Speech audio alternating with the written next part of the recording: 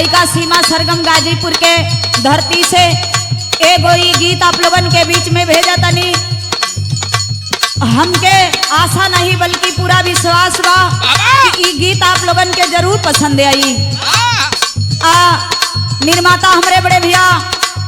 उमेश गाजीपुरिया की ओर से और संयोजक हमारे बड़े भैया मुन्ना भाई की ओर से रिकॉर्डिंग पे सोनू मिश्रा जी बक्सर के धरती से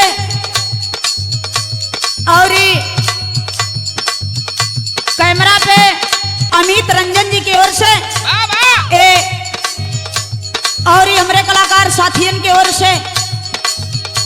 हम लोगन के उम्मीद हुआ कि आप लोगन के ये गीत जरूर पसंद आई। कैसे भैया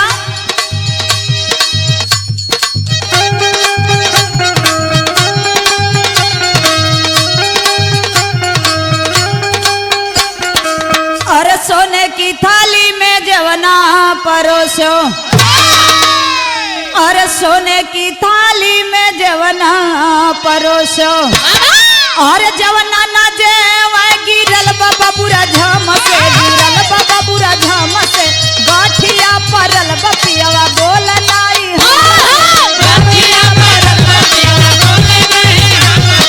गाठिया परल बपियावा बोल नहीं अरे गाठिया परल बपियावा बोल नाई हम से, बोल बोझ कर पियावा अपने गरज से,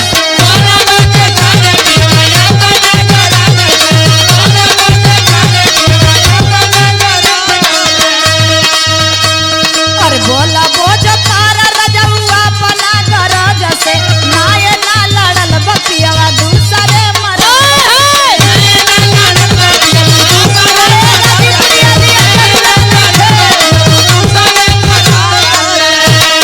अरे झाझर गेड़ुआ गंगा जल पानी,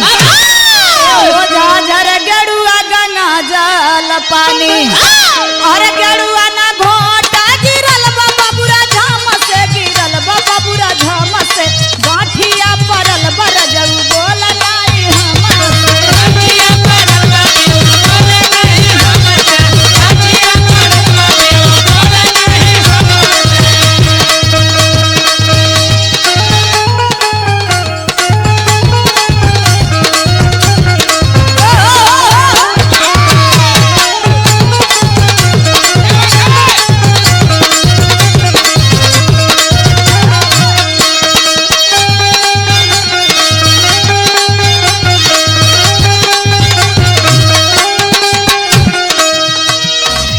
अच्छा देखिए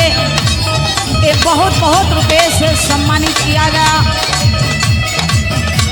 हमारे उमेश गाजीपुरिया, 500 सम्मानित हमको और